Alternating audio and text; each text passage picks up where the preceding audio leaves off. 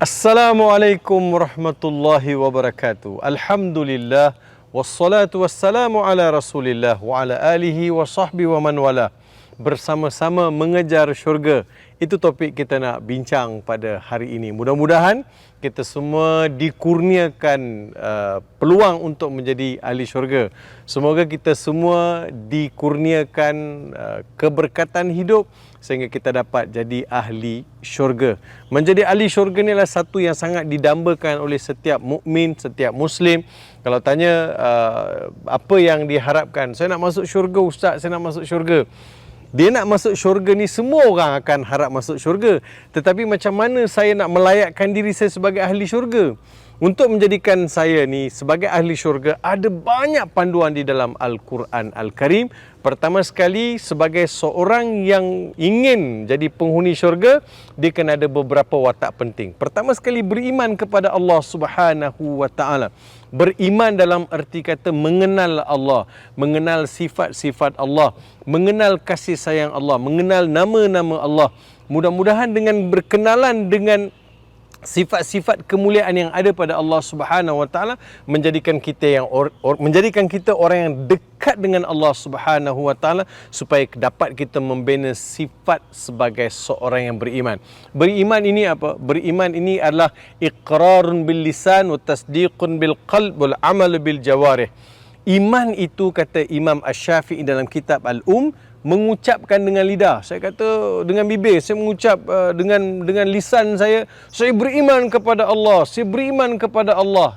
Daripada diucapkan melalui mulut, hati mesti membenarkan. Tasdiqun bil qalb, hati saya mesti membenarkan. Yang ketiganya, hasil daripada hati membenarkan dan mulut mengucapkan, anggota tubuh badan saya mestilah melaksanakan.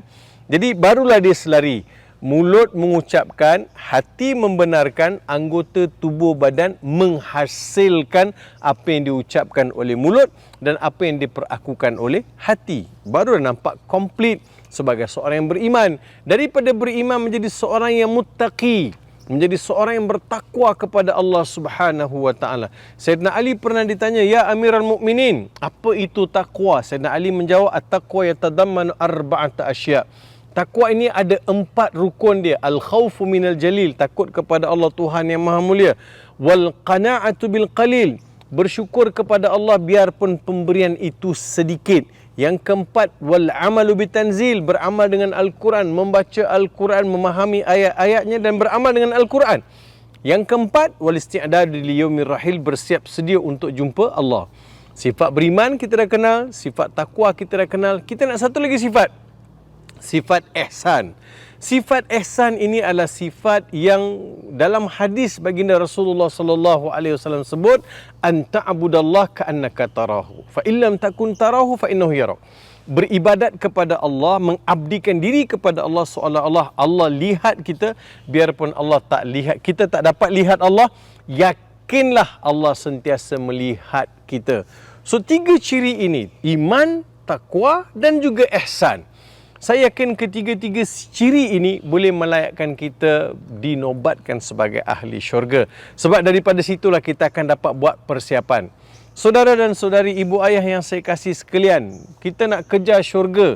Syurga tak ke mana-mana, tetapi kejar dalam erti kata untuk melayakkan kita tersenarai dalam senarai ahli syurga. Untuk tersenarai dalam ahli syurga, dia tidak boleh kita berpeluk tubuh, tak boleh kita bermalas-malasan, tak boleh kita berangan-angan, kerana syurga itu adalah tempat orang yang telah menghabiskan usia dan juga mengerah segala kudrat dia di atas dunia ini sehingga dia dilayakkan masuk syurga. Nabi SAW pernah ditanya, "Wahai Rasulullah, adakah seseorang itu boleh masuk syurga dengan mudah?" Nabi SAW sebut, masuk syurga Allah Subhanahu wa Ta'ala dengan rahmat dan belas kasihan daripadanya. Kita semua barangkali biasa dengar satu kisah mengenai Bani Israel. Seorang lelaki dari kalangan Bani Israel yang beribadat selama 500 tahun. Dia beribadat 500 tahun. Selepas dia mati, Allah masukkan dia dalam ke syurga. Bila masuk syurga, Allah tanya dekat dia, "Tahu tak wahai hamba, kenapa kamu dimasukkan ke dalam syurga?" Lelaki itu menjawab, "Tahu wahai Tuhan. Kenapa? Sebab amalan saya 500 tahun. Amalan 500 tahun ni lah melainkan saya masuk syurga, wahai Allah. Allah pun buat satu perhitungan. Allah ambil nikmat sebelah mata yang Allah beri kat dia 500 tahun dan amalan dia 500 tahun ditimbang kedua-duanya. Nikmat sebelah mata dengan amalan 500 tahun. Bila ditimbang, nikmat mata itu lebih berat, jauh lebih berat daripada amalan 500 tahun. Jadi Allah Ta'ala beritahu kepada lelaki tersebut, amalan engkau tidak dapat setanding dengan nikmat mata aku yang aku beri untuk kau. Jadi dia tak layak masuk syurga, humban dia dalam neraka. Dalam neraka dia meraung, dia mohon simpati, mohon kasih sayang Allah Subhanahu Wa Ta'ala supaya dia dimasukkan ke dalam syurga. Nah, sekarang kita tahu bahawa bukan amalan yang banyak tadi itu menjadikan kita ahli syurga. Tetapi amalan yang sedikit tetapi ikhlas, disadurkan dengan keimanan dan juga dilapik dengan takwa dan juga diisi dengan ihsan. Barulah amalan itu akan jatuh pada pandangan Allah Subhanahu Wa Ta'ala. Sebab itu dalam kita mengejar syurga, barangkali ada di antara kita yang sudah pun masuk umur pencen ataupun sudah pun pencen. Jadi inilah masa yang paling sesuai untuk kita manfaatkan umur kita, usia yang berbaki untuk jadi ahli syurga. Kita lupakan yang lama, kita padam yang lama. Cuma nak lupakan lama, nak padam yang lama ni ada beberapa disiplin di situ perlu kita faham sama-sama. Pertama sekali, kalau masa usia muda saya, masa saya kerja sibuk, saya kena posting situ, saya kena posting sini, saya kena kerja overtime, saya kena kerja lebih masa, bos kejar saya, nak buat itu, nak buat ini. Mungkin ada juga di antara kita yang tertinggal. Tertinggal apa tu Ustaz? Tertinggal solat. Jadi kita kena cek balik lah. Cek balik solat-solat yang saya pernah tinggalkan tu, saya kena qada balik. Slow-slow qada, slow-slow kita qada. Mungkin ada puasa yang saya tertinggal dulu, saya kena bayar balik lah puasa tersebut dengan fidyahnya sekali. Begitu juga dengan amalan-amalan yang lain. Jadi kita kena check balance balik. Saya nak tebus usia saya ni yang mana saya terlepas dalam mentaati Allah Subhanahu Wa Ta'ala dengan penggantian. Saya saja tahu banyak mana puasa saya tinggal, banyak mana solat saya tinggal. Supaya penghujung-hujung usia ni, bila Allah bagi kita sedikit rehat dengan pencen, itulah masa untuk kita ganti, kita tebus balik semua itu sebelum kita melangkah ke arah menjadi ahli syurga. Ibu dan ayah yang saya kasih sekalian. Dalam masa yang sama, jangan juga lupa untuk memberi manfaat kepada orang lain. Baginda Rasulullah sallallahu alaihi wasallam ada bersabda, hadis diriwayatkan oleh Imam At-Tabarani, "Al-mu'minu ya'lafu wa yu'lafu, wala khaira fi man la ya'lafu wa la yu'lafu, wa khairun nasi anfa'uhum linnas." Yang bermaksud, seorang mukmin itu adalah orangnya bersifat boleh didekati dan dia juga mendekati orang lain. Maksudnya dia ada sifat kelembutan, sifat yang boleh terpaut orang melihat dia, dan dia juga mudah terpaut pada orang lain bila ada kebaikan.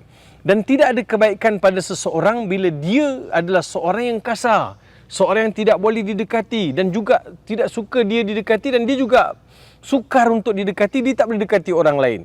Kadang-kadang manusia ni kan, dia jadikan benteng pada diri dia dengan sifat-sifat yang tak berapa elok.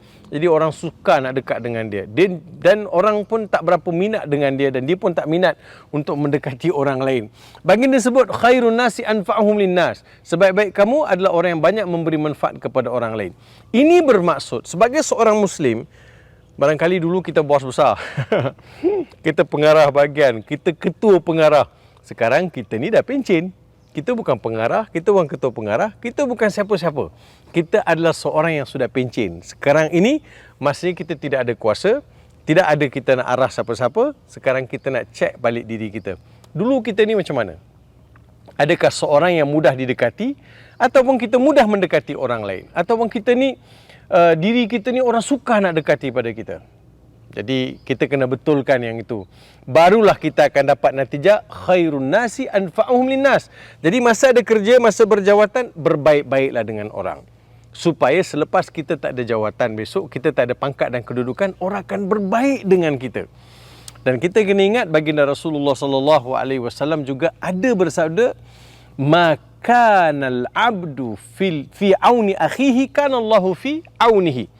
Bila seseorang hamba itu, atau kama qala alaihi salatu wasallam, bila seseorang hamba itu seorang yang suka memberi manfaat kepada orang lain. Al-aun maksudnya pertolongan, bantuan, ringan tulang. Dia pantas, laju untuk menghulurkan bantuan. Jadi bila ada sifat itu, bila dia susah, bila kita susah, Allah akan hantar bantuan untuk kita dibantu dikala kita kesukaran. Itu juga perlu kita ingat. Jadi jangan di hujung usia ni kita anggap sudah habis, tutup buku, kita rehat. Cuba kita beri manfaat kepada orang lain. Dan cuba jadi seorang yang orang nampak sebagai mudah untuk tolong. Kita nak tanya dekat diri kita ni, berapa ramai yang telefon kita bila ada masalah minta tolong? Bukan duit. Bang, tolong saya boleh tak bang hantar saya pergi kat hospital kejap? Bang, boleh tak abang bantu saya? Boleh tak jelaskan kepada saya ada beberapa perkara saya tak faham. Jadi berapa ramai yang minta kaunseling, minta pandangan, minta nasihat kepada kita. Kalau ada, itu maksudnya Tuhan manfaatkan kita pada perkara yang baik. Pernah sekali Abu Dhar Al-Ghifari, kita semua tahu ni nama besar di kalangan para sahabat. Abu Dhar Al-Ghifari jumpa Nabi SAW setelah dia memeluk Islam. Dia jumpa Rasulullah SAW fi awal marrah. Baginda Rasulullah SAW bertanya kepada dia, "Ya Abu Dhar, hal anta muballighun anni qaumak?" Wahai Abu Dhar, adakah kau menyampaikan risalah daripada aku kepada kaum kau? Asallahu an yanfa'aka fihim. Semoga Allah Subhanahu wa taala menjadikan engkau orang yang mereka manfaatkan. Wa yu'jarakallahu Subhanahu wa taala. Dengan demikian Allah beri pahala kepada engkau, balasan untuk engkau. Ini juga memberitahu kepada kita mesej secara tidak langsung sebagai seorang muslim menyampaikan apa yang Allah Subhanahu wa taala perintahkan. Satu. Keduanya, sayogelah bagi seseorang yang dimanfaatkan oleh orang lain. Itu yang kedua. Yang ketiga, pahala yang melimpah yang Allah Subhanahu wa taala kurniakan kepada dia. Hadis ini diriwayatkan oleh Imam Muslim. Jadinya, kita nak faham pada hari ini bagaimana nak menjadi seorang yang boleh mengejar ke pintu syurga. Bila sampai pintu syurga, Allah Subhanahu wa taala akan mengalu-alukan seperti mana yang dirakamkan dalam surah Az-Zumar.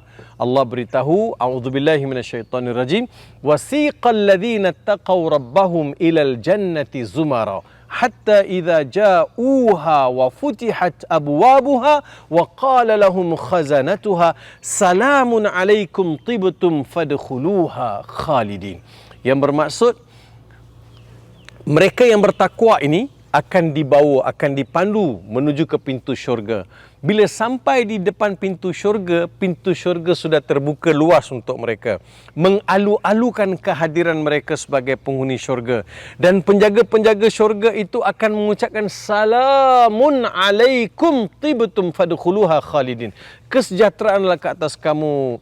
Kemakmuranlah hendaknya ke atas kamu. Sesungguhnya masa hidup kamu di dunia, kamu telah melakukan amal soleh. Tibtum, kamu telah melakukan perkara baik, kamu telah menjadi seorang mukmin yang baik, kamu telah menjadi seorang muslim yang baik, kamu telah menjadi seorang muhsin, maka hari ini masuklah ke dalam syurga. Ibu ayah yang saya kasih sekalian, umur yang berbaki itu dimanfaatkan mentaati perintah Allah Subhanahu wa taala, tebus apa-apa yang kita tertinggal sebelum ini. Yang ketiga, dan kita jadikan usia kita ini selain daripada mentaati perintah Allah Subhanahu wa taala, kita juga melakukan amal-amal yang boleh membawa kita kepada kasih sayang Allah Subhanahu wa taala. Ingat, usia yang berbaki ini walaupun tidak banyak tetapi sangat-sangat mustahak, kerana Rasulullah sallallahu alaihi wasallam ada bersabda, khairukum man tala umruhu wa hasuna amaluhu.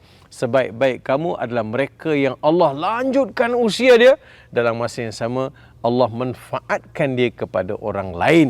Kerana wa hasuna amaluhu, umur yang panjang itu semakin baik amalan dia, semakin solid, semakin berkualiti, semakin dia dekat dengan Allah Subhanahu wa taala. Masakan tidak, ketika umur saya 60 tahun, saya sudah solat lebih kurang 50 tahun. mesti solat saya lebih berkualiti, sedekah saya lebih berkualiti, amal soleh saya lebih berkualiti. Ayo manfaatkan usia yang berbaki dalam mentaati perintah Allah Subhanahu wa taala, dan juga supaya amalan-amalan kita ini boleh menjadikan kita ini sebagai ahli syurga. Amin ya rabbal alamin. Semua kita semua dapat syurga. Syurga ni ada macam-macam lapisan. Mudah-mudahan kita dapat syurga yang terbaik. Nabi sebut, kalau nak minta syurga, mintalah Jannatul Firdaus. Walaupun dapat syurga yang lain, tetapi minta Jannatul Firdaus, kerana di situ kita dapat bertemu dengan Nabi Muhammad sallallahu alaihi wasallam. Semoga saya, ibu ayah dan juga semua yang sedang menonton ini dikurniakan syurga Allah Subhanahu wa taala. Sekian daripada saya. Selamat beramal. Semoga kita semua jadi penghuni syurga. Sekian. Assalamualaikum warahmatullahi wabarakatuh.